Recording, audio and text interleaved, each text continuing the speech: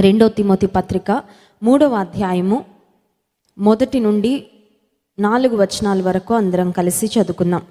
రెండో తిమోతి పత్రిక 3వ అధ్యాయము 1 నుండి 4 వచనాలు అందరం చదువుకుందాం. అంత్య దినములలో అపాయకరమైన కాలములు వచ్చునని తెలుసుకొనుము.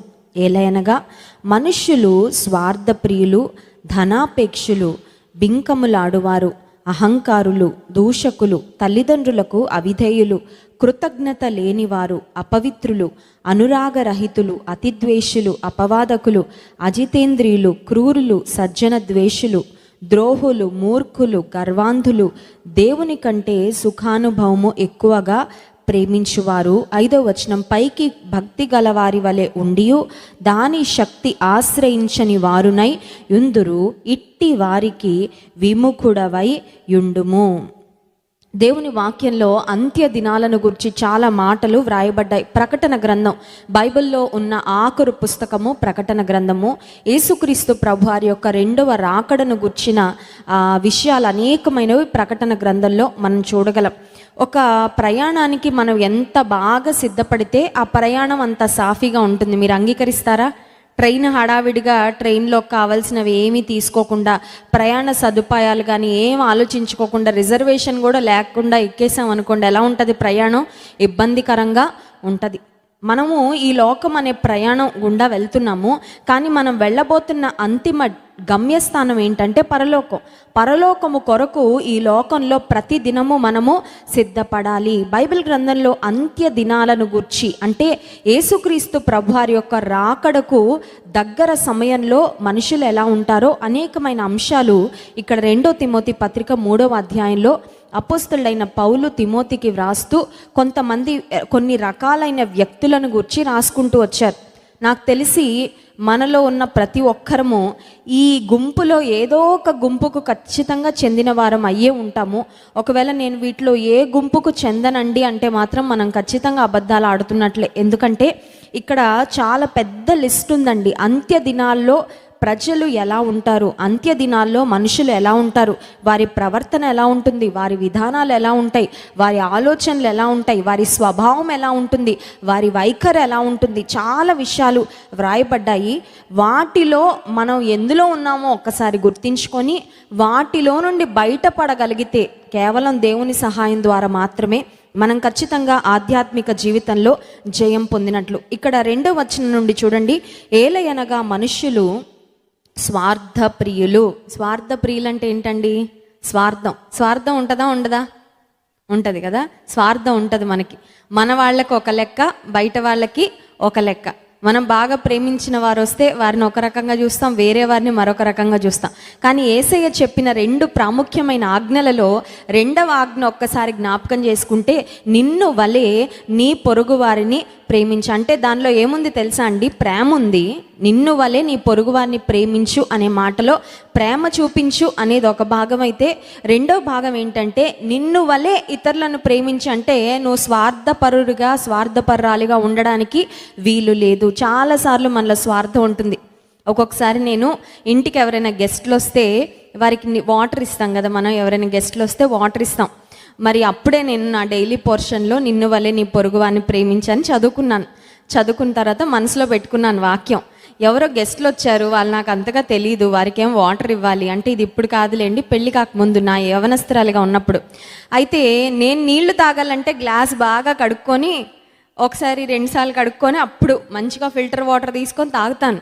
అయితే ఎవరో గెస్ట్లు వచ్చారు, నాకు అంత హడావిడిగా ఉంది, సరే వాటర్ ఇవ్వాలి కాబట్టి ఇచ్చేస్తున్నాను, మా మమ్మీ తెమ్మన్నారని గ్లాస్ కడగట్లా, గ్లాస్లో నీళ్లు పట్టేస్తున్నాను. అంటే షెల్ఫ్లోనే ఉన్నాయి, అవేం మురిగ్గా లేవు. అప్పుడు దేవుడు నాతో మాట్లాడుతున్నాడు. ఏమని తెలుసా? నిన్ను వలే నీ పొరుగువారిని ప్రేమించంటే ఏంటి? నీకు నువ్వు గ్లాసు కడుగున్నదైనా కూడా మళ్ళీ కడుక్కుంటావుగా, మళ్ళీ శుభ్రంగా ఉందా లేదో చూసుకొని నువ్వు తాగుతావే.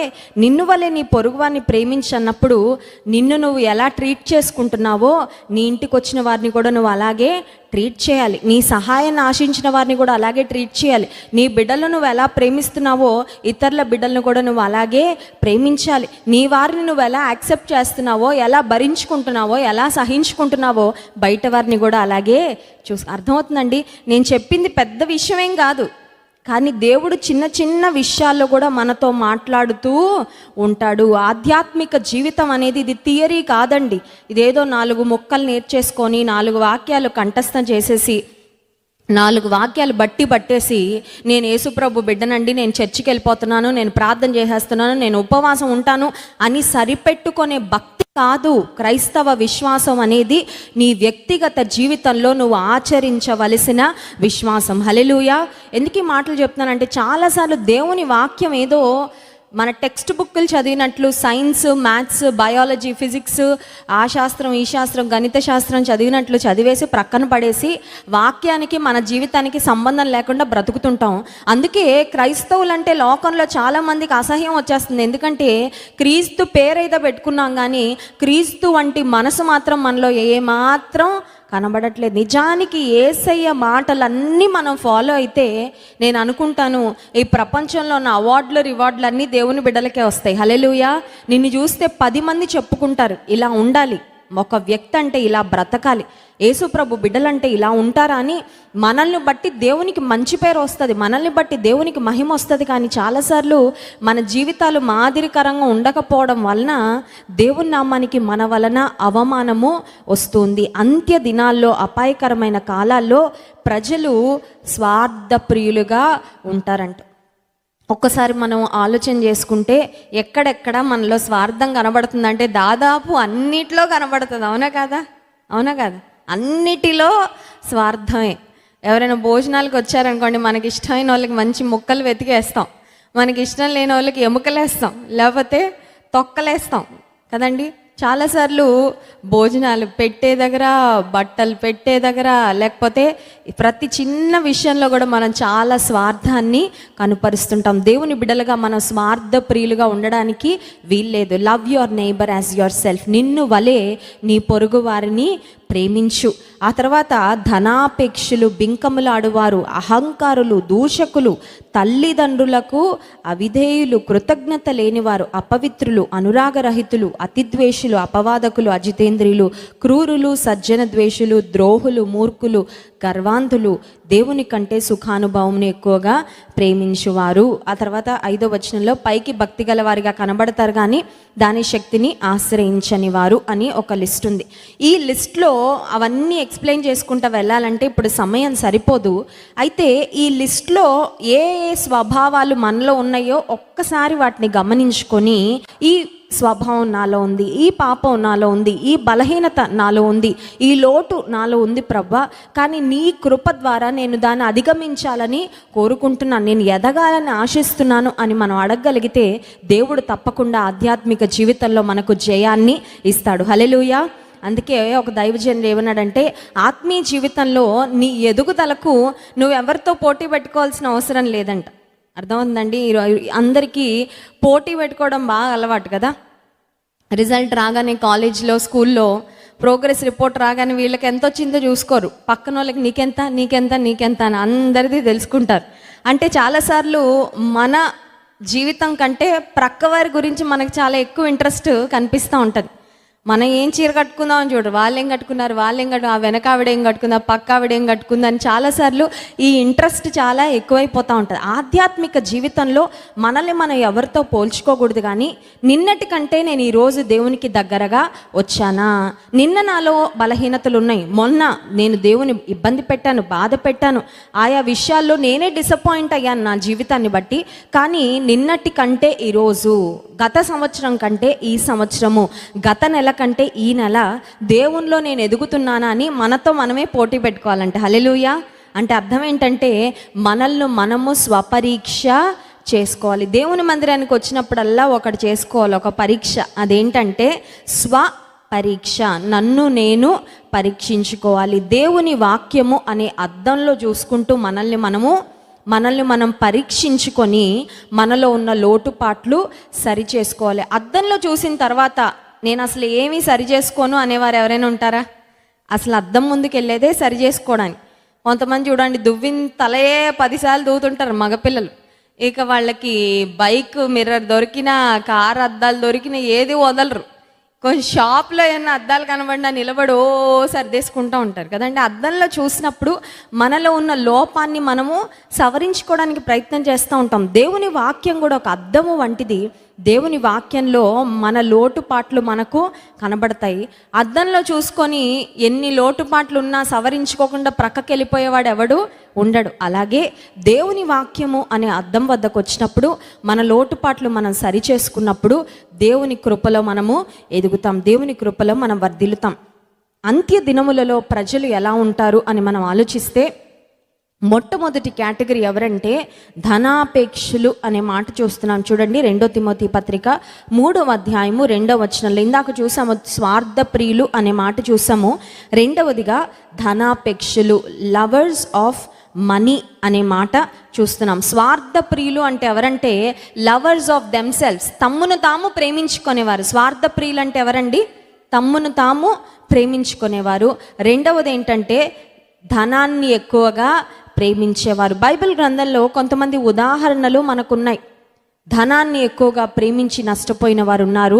స్వార్థ ప్రియులుగా ఉండి దేవుని చిత్తాన్ని ప్రక్కన పెట్టి తమకేం చేయాలనిపిస్తే అది చేసి నష్టపోయిన వారు దేవుని వాక్యంలో ఉన్నారు. చూడండి 2వ రాజుల గ్రంథము 5వ అధ్యాయము 16వ వచనంలో మనం చూసినట్లయితే ఎలీషా ప్రవక్త వద్ద ఉన్న సేవకుడైన గెహాజీ తన జీవితంలో చేసిన ఒక కార్యం మనకు కనబడుతుంది. 2వ రాజుల గ్రంథము 5వ అధ్యాయము 16వ వచనం నుండి చదువుకుందాం.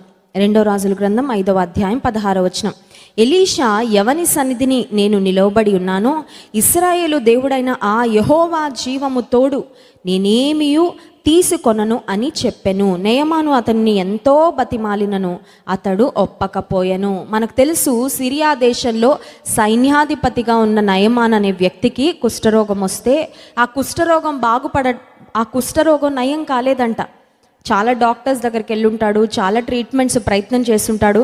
కానీ అతని కుష్టు వ్యాధికి మరి ఏ విధమైన మందు కానీ పరిష్కారం కానీ లేనప్పుడు ఈ నయమాను అనే సైన్యాధికారి ఇంట్లో ఉన్న ఒక పని మనిషి, ఒక పని పిల్ల, ఒక బానిస పిల్ల తన యజమానురాలతో చెప్తుంది, మా దేశంలో ఒక ప్రవక్త ఉన్నాడు, ఆ ప్రవక్త వద్దకు వెళ్తే నా యజమానునికి బాగుపడుతుంది, అందుచేత దయచేసి నా యజమానుని మా దేశంలో ఉన్న ప్రవక్త దగ్గరకు పంపించమని ఒక్క మాట సహాయం చేస్తుందండి.